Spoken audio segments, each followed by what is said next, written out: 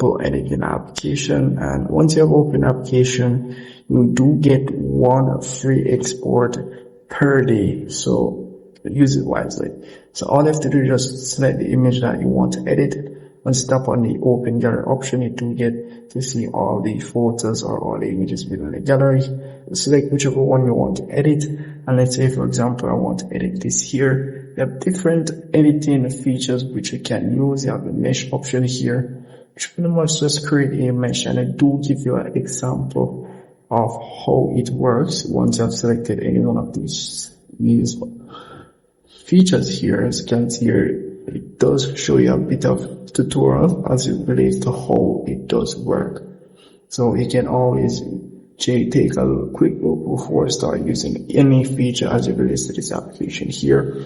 And yeah, very simple editing tool, and it does improve the quality of your videos. You can see here, very simple editing tool, and it also have the remove object feature, and as you can see here.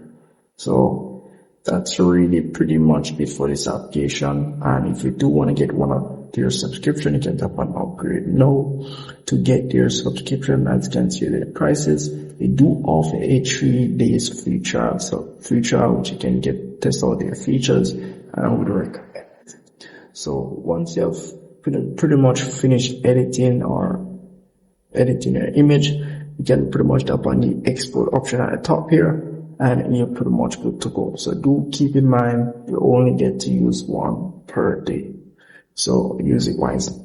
And once you've exited and you're pretty much on the home screen of the application, let's say you forgot that you was editing the image and you pretty much just exited or the application closed, you'll be able to see it down here where you can either tap on continue, and you have 3 dots over here.